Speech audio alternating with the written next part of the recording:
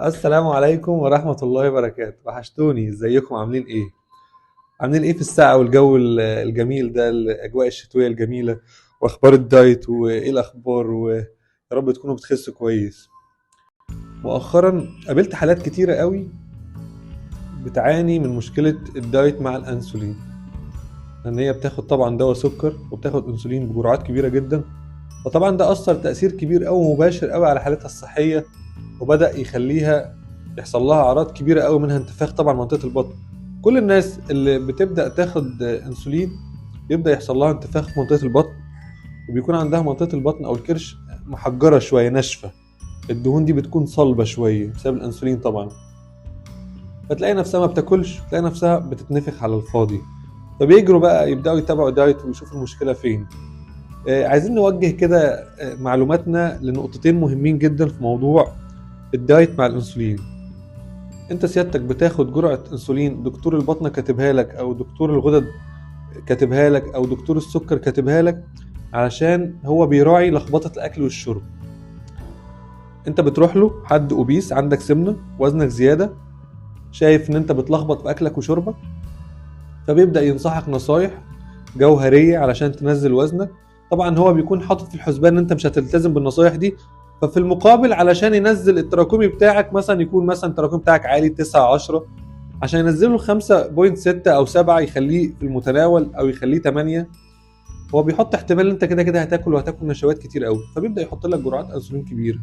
ممكن يقول لك 40 وحده الصبح و30 وحده بالليل، 60 الصبح و30 بالليل، وهكذا طبعا على مقدار التراكمي بتاعك وعلى مقدار مشكلتك الصحيه. فما ينفعش وانت سيادتك بتعمل دايت وانت بالفعل بدات تقلل النشويات بتاعتك وتاخد كميات مقننه، على سبيل المثال رغيف او نص رغيف في الفطار، ورغيف او نص رغيف في الغداء، وكميه مقننه من الرز، تاخد نفس كميات الانسولين دي.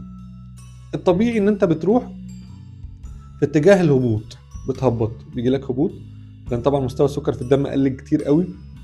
بتروح في طريق عدم التركيز والغثيان، وممكن تخش في هبوط سكر واخد جرعات كبيره قوي. اذا لازم نحط بالانس، لازم نحط معادله او موازنه بين الاثنين. تبقى انت فاهم انت بتعمل دايت، بتظبط اكلك وشربك، سيادتك بتاخد انسولين، لازم تكون مع حد متخصص للدايت والحميه الغذائيه بتاعتك، لان في حميه غذائيه للمرضى، والحميه الغذائيه المناسبه للناس التي عندها مشكله في السكر. يعني في دايت مناسب للسكر ودايت مناسب للانسولين، ما ينفعش تاخد دايت زي باقي الناس. لازم يكون في تنسيق في وجباتك، وده مهم جدا. اذا لازم تكون مع حد متخصص عشان يغير لك الجرعات. فاحنا هنبدا نغير الجرعات تدريجيا، ننزل بيها تدريجيا. يعني اول اسبوع لو انت بتاخد مثلا 60 و50 او 60 و40، هننزل 10 وحدات من الصبح، 10 وحدات من بالليل. الاسبوع الجاي لقيت نفسك بتخس وماشي كويس، هتبدا تقلل وحدات. طب لو فضلت بتاخد وحدات عاليه وبتعمل دايت، مش هتخس. اولا مفيش وزن هينزل، ثانيا الهبوط هيجي لك كتير. طب ليه يا دكتور هيجي لي كتير هبوط وليه مش هخس يا دكتور؟ ما انا يا دكتور ما باكلش وما بشربش وباخد الانسولين يا دكتور. ليه كل الكلام ده؟ يعني ليه بيحصل معايا كده وانا ملتزم اصلا؟ تعال اقول لك ليه بيحصل معايا الكلام ده كله. غده البنكرياس بتفرز هرمون اسمه هرمون الانسولين، اللي هو سيادتك بتدخله من بره. هرمون الانسولين ده بيروح للدم ياخد منه السكر. السكر ده اللي هو ممكن يكون ناتج من العيش او الرز او مكرونه او اي حاجه في جسمك. السكر ده اللي بياخده اللي هو الجلوكوز، بيروح يوديه من الدم للخلايا كمصدر طاقه. ده وظيفه الانسولين.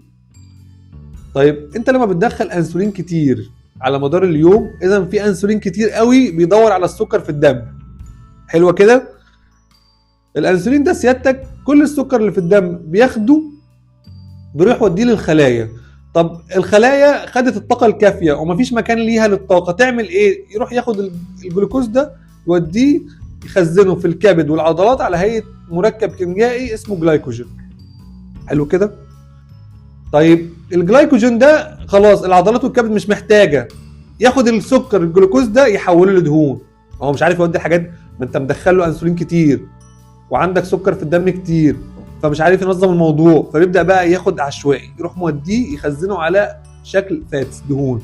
فين بقى؟ بطن، جناب، ارداف، دراعات، اي مكان للسمنه الموضعيه في جسمك بيبدا يتخزن فيه دهون على هيئه جلوكوز. الجلوكوز ده اتحول لفاتس، الفاتس دي اتخزنت في اماكن سمنه موضعيه. تلاقي بقى عندك سمنه موضعيه، تلاقي بقى عندك انتفاخ في البطن، تلاقي بقى عندك بقى كل المشاكل الصحيه الكارثيه اللي انت عملتها دي كلها. ده انا يا دكتور ما باكلش، بتاخد انسولين كتير بتنفخ، هو ده اللي بيحصل. طب تعالى بقى نقول لك بقى الناحيه الثانيه، لو سيادتك قللت الانسولين على قد ما تقدر لحد ما وصلنا لمرحله ان احنا وقفنا الانسولين. على فكره احنا عملنا كده مع حالات كتير قوي بتتابع معانا، وقفنا الانسولين خالص بعد ما نظمنا الاكل والشرب، وبقيت بتخس كويس جدا، وبقى شكلها مناسب جدا ووزنها مناسب. ده ما بيكونش فيه سكر في الدم وانت محتاج طاقه، ما انت مظبط اكلك، مش بتدخل سكريات كتير. السكريات دي يا فندم زي الجلوكوز، والجلوكوز ده ناتج من تكسير النشويات والدهون وكل حاجه في جسمك، عشان ما تفهمش المعلومه غلط. فلما ما يلاقيش سكر في الدم وعايز طاقه، يروح بقى للحاجات اللي خزنها. مش لسه قايل لك ان هو مخزن جلايكوجين في الكبد وفي العضلات، ومخزن دهون في السمنه الموضعيه. يروح ياخد الجلايكوجين ده اللي هو خزنه، يكسره بقى، يرجعه بقى للطاقه من جلايكوجين لجلوكوجين. الجلوكوجين ده الوحده دي العمليه اللي بتحصل لتحويل الجلايكوجين لجلوكوز، اللي هو الحاجات اللي بتضرك لحاجات مفيده. ويروح لمخازن الدهون، يبدا ياخد منها احماض دهنيه، يكسرها يحولها لطاقه. تلاقي نفسك بتخس، والسمنه الموضعيه بتنزل، وشكلك بيتغير، وكل حاجه بتتغير. فرجاء سيادتك وانت بتعمل دايت او حميه غذائيه وعندك مشكله في الانسولين، خليك مع حد متخصص عشان ينظم لك الميكانيزم ده كله، وتلاقي نفسك بتخس، تلاقي نفسك بتقلل جرعات الانسولين، وتلاقي نفسك عندك حيويه ونشاط، وما عندكش اي اعراض جانبيه للدايت. شكرا، يومكم جميل.